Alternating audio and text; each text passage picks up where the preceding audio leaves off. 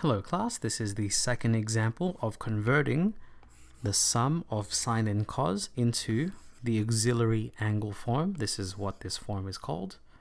And let's go straight into our next example now.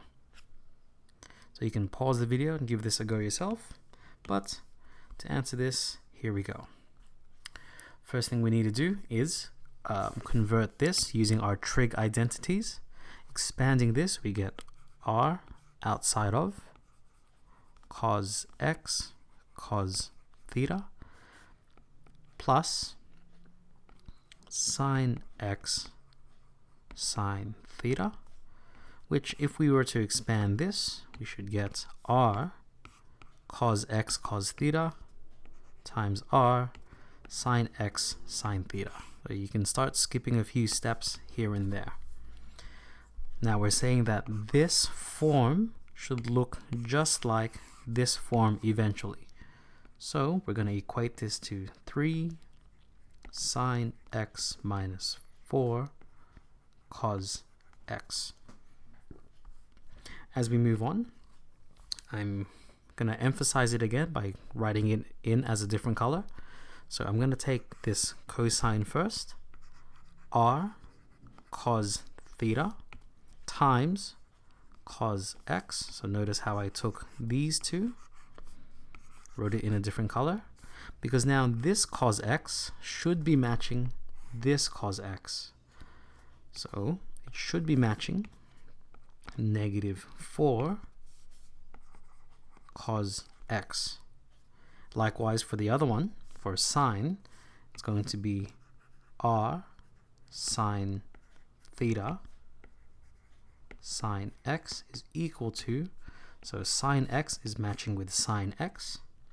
That's going to be matching 3 sine x. Because they are matching, we can ignore the actual function and try and solve simultaneously here for r and theta. So let's get to solving this. From this point, we take the square of both. It's equal to 16 equals 9. Adding the two together,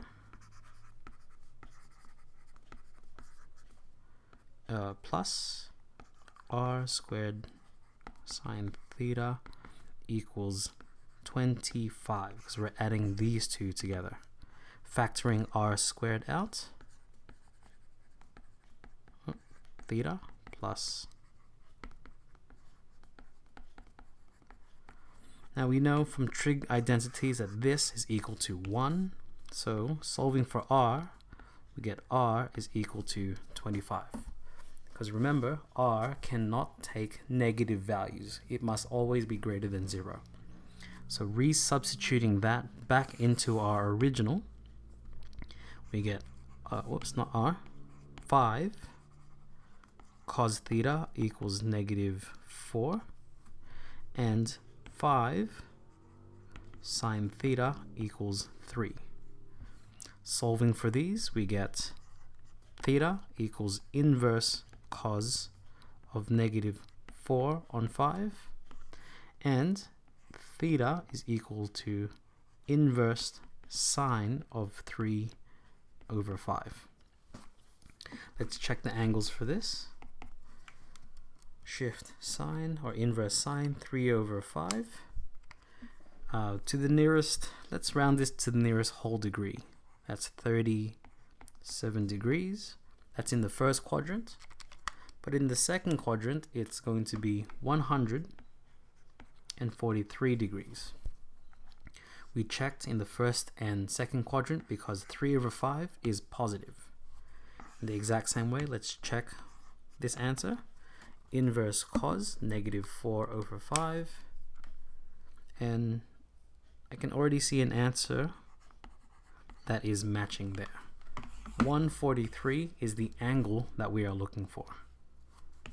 So theta equals 143 degrees. So we're looking for these two values, which now that we have these, Remember, this is the form that we're going to be converting into. So I'll emphasize this in a different color. So now our form is y is equal to 5 cos of x minus 143 degrees. And it is this graph that we will be graphing. Sorry, this equation, which is what we will be graphing. Let's graph this in blue. Now, to graph this, it's a lot easier if we were to just do it first in, just ignore all of this for now, and let's graph just 5 cos x. Let's graph that just for now.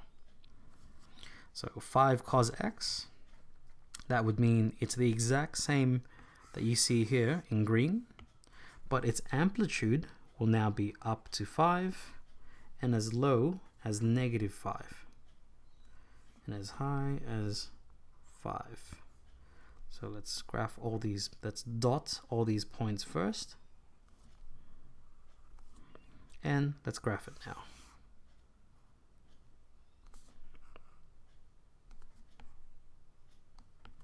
That's our first, whoops.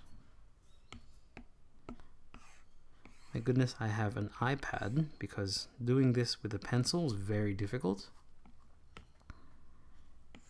Oh, and obviously I'm graphing this in terms of pi, from -2 pi. Whoop, I just realized I forgot to write those in. Those are all supposed to be negative there. And to neatly graph this last portion, what I like to do is take it like this and interesting. Let's try and move this out of the way first. So what I'm trying to do is make it as perfect of a curve as possible, like this. Oh, that's not, whatever. Let's just graph it as normal. Should be like so, something like that. Likewise for this side.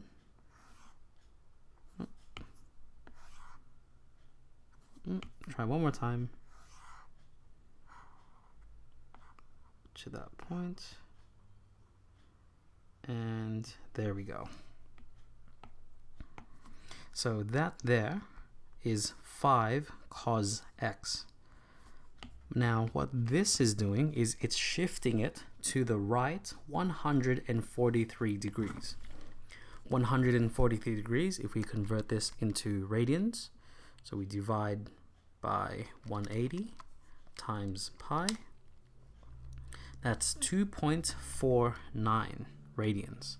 So this could be written as y is equal to 5 cos x minus 2.5 radians.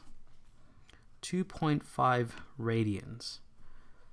Well, if this is pi radians, that's 3.14. Shifting it to the right, 2.5. Whoops. Should be, well, that there is 90 degrees, because pi on 2 is 90 degrees. Oh, and what I'm looking for, let me try and scroll up, is I'm matching this point downwards like that. So let's try that again. So when that point is there, that is now shifted to the right 90 degrees. That's 180 degrees. Halfway is 135. 143 degrees is about there. So let's clean up our graph. Oops, why is that not? Oh, well, hope you get the idea though. For this, let's finish off this graph. Whoops.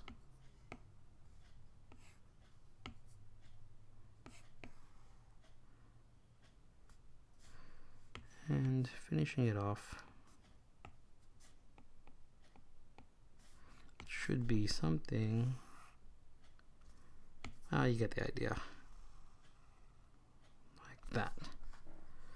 So that there is the complete graph of either this one or this one. So I hope that gave you an insight again into how to convert a form like this into the auxiliary angle form. And then once you have that form, you can more easily graph it into a graph. Hope to see you in the next video. Best of luck.